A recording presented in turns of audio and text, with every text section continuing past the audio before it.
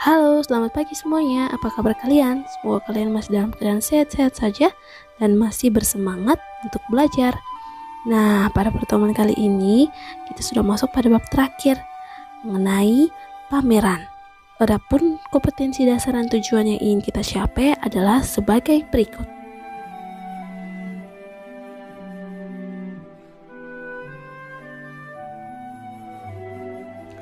Pasti ada di antara kalian yang pernah melihat pameran ataupun pernah pergi ke sebuah pameran, baik itu pameran lukisan, patung, dan pameran lainnya.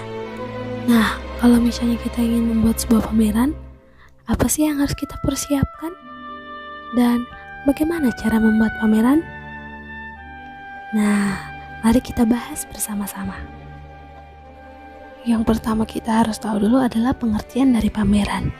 Ya, pengertian pameran adalah kegiatan yang dilakukan oleh seseorang atau kelompok untuk mengkomunikasikan, memperkenalkan, memperlihatkan, dan memajang hasil karyanya untuk diamati, dihayati, dan diapresiasi orang lain.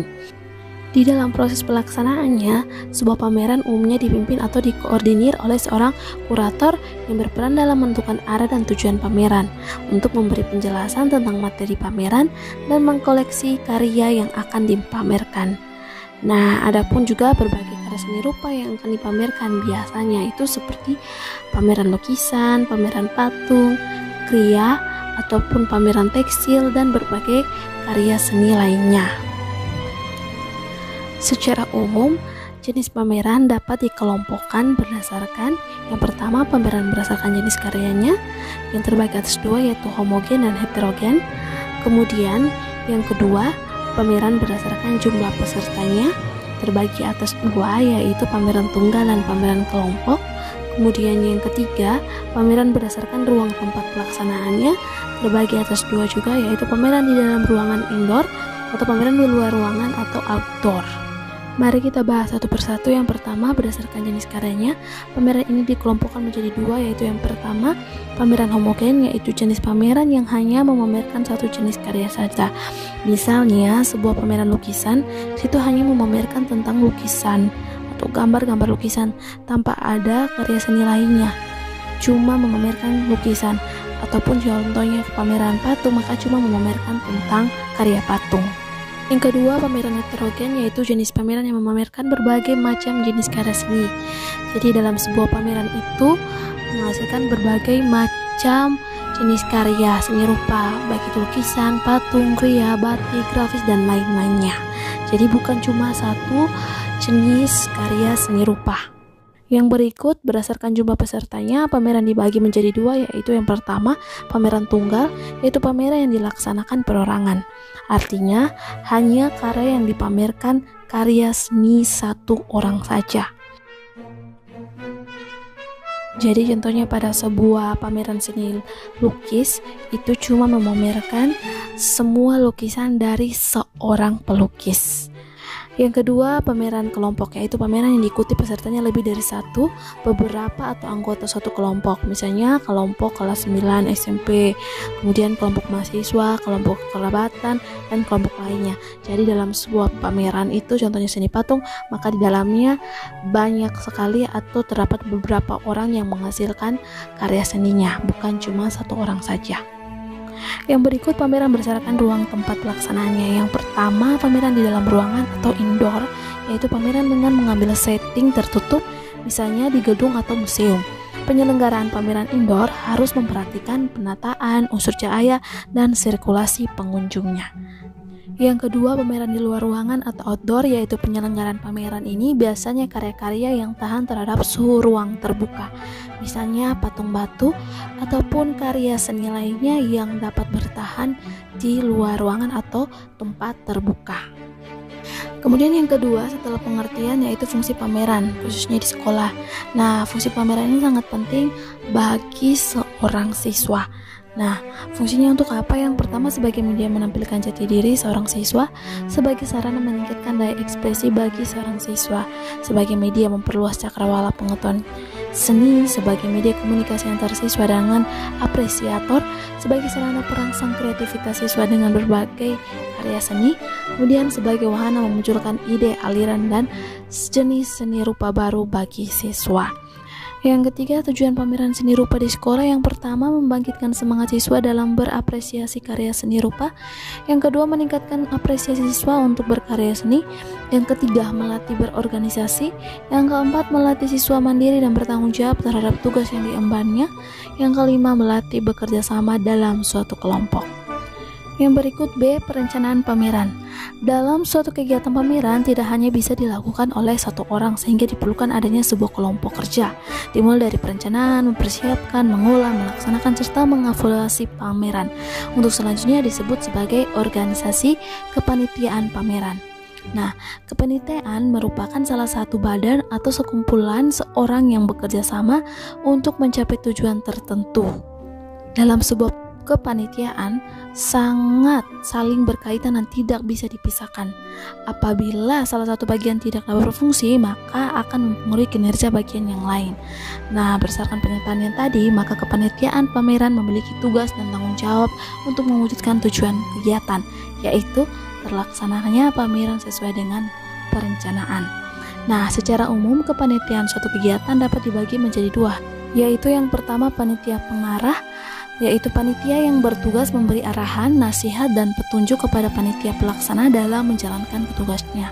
Yang kedua, panitia pelaksana, yaitu panitia yang bertugas melaksanakan segala sesuatu yang berhubungan dengan teknis pelaksanaan dan tanggung jawab atas kegiatan yang telah direncanakan dari awal hingga akhir, dimulai oleh ketua panitia, sekretaris, bendahara, sampai kepada pelaksanaan kerja atau seksi-seksi masing-masing bidang sesuai yang dibutuhkan. Nah, gambar di samping adalah salah satu contoh struktur organisasi kepanitiaan, mulai dari penanggung jawab sampai dengan pelaksanaan kerja atau seksi-seksi masing-masing bidang sesuai dengan kebutuhan. Yang kedua, tugas kepanitiaan pameran. Adapun tugas dan tanggung jawab dari masing-masing panitia, yang pertama pelindung atau penanggung jawab pameran, yaitu memiliki tugas memberikan nasihat, saran, dan memecahkan masalah di lapangan baik kepada pembina ataupun pembimbing ataupun langsung kepada panitia pelaksanaan. Yang kedua, pembimbing, yaitu dia mempunyai tugas untuk membimbing, memberi masukan dan saran kepada panitia serta bertanggung jawab atas keberhasilannya pameran. Yang ketiga, ketua mempunyai tugas dan tanggung jawab sebagai pengordinasi kerja seluruh panitia kerja termasuk sekretaris dan bendahara, mengetahui dan menandatangani surat-surat dan kesekretariatan, kemudian bertanggung jawab terhadap keberhasilannya pameran. Yang keempat, sekretaris. Tugas dan tanggung jawabnya adalah menyusun dan menyiapkan proposal, menyiapkan surat-surat keluar, mengarsip surat masuk dan surat keluar, menyiapkan surat-surat izin, menangani urusan kedalam, dan menyiapkan surat-surat untuk panitia dan siswa. Yang kelima, bendahara. Tugas dan tanggung jawabnya adalah mencatat dan menyimpan uang masuk, mengeluarkan uang belanja sesuai prosedur, membuat administrasi keuangan, serta membuat laporan keuangan. Kemudian yang keenam, seksi acara. Tugas dan tanggung jawabnya adalah mengkoordinasi para pendukung acara, menyiapkan susunan acara, dan bertanggung jawab terhadap kelancarannya acara. Yang ketujuh, seksi publikasi. Tugas dan tanggung jawabnya adalah menyediakan surat izin pameran, membuat poster, katalog, spanduk, dan lain-lain, menghubungi pihak-pihak terkait yang perlu diundang, serta menginformasikan kepada masyarakat luas. Yang kedelapan, seksi konsumsi. Tugas dan tanggung jawabnya adalah menyusun daftar menu, menyediakan konsumsi pada saat latihan, pelaksanaan, sampai evaluasi, kemudian menyediakan konsumsi untuk tamu undangan, dan bertanggung jawab terhadap urusan konsumsi. Kemudian yang kesembilan, seksi dokumentasi. Tugas dan tanggung jawabnya adalah mendokumentasi semua kegiatan pameran. Yang ke-10, seksi pendaftaran, yaitu memiliki tugas dan tanggung jawab mendaftar semua para seniman yang akan mengikuti pegelaran seni, pameran, dan juga para pengunjung yang datang pada saat pegelaran pameran. Yang ke-11, seksi dekorasi. Biasanya seksi dekorasi memiliki tugas dan tanggung jawab untuk memperindah atau mengatur ruangan pameran yang akan digunakan. Yang ketiga, menyusun rencana kerja atau proposal pameran seni rupa di sekolah. Rencana kerja adalah rencana kegiatan yang akan dilaksanakan dari awal hingga akhir dalam kegiatan pameran. Rencana kerja diperlukan dan disusun dengan maksud agar semua kegiatan dan langkah kerja panitia terprogram dengan baik, sehingga tidak ada sesuatu hal yang diterlewatkan.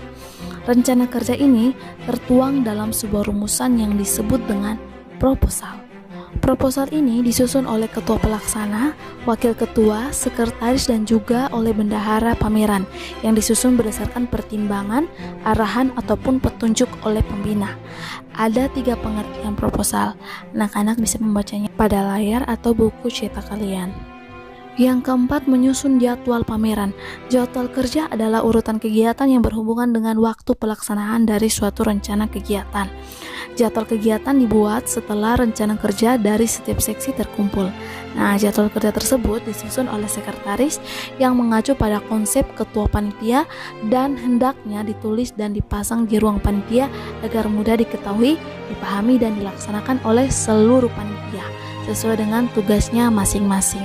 Perencanaan yang baik harus mencakup tentang yang pertama, materi pameran, yang kedua, kelengkapan pameran, yang ketiga, tempat penyelenggaraan pameran, yang keempat, publikasi, yang kelima, waktu penyelenggaraan pameran, yang keenam, dekorasi, yang ketujuh, anggaran kegiatan, dan yang kedelapan, kepanitiaan. Baik anak-anak, materi kita cukup sampai di sini dulu. Kita akan sambung lagi pada minggu depan dengan materi tentang tahapan penyelenggaraan pameran seni rupa dan evaluasi pameran. Oke, sampai ketemu minggu depan. Tetap semangat, tetap jaga kesehatan, dan jangan lupa 3M, mencuci tangan, menjaga jarak, dan menggunakan masker. Dadah!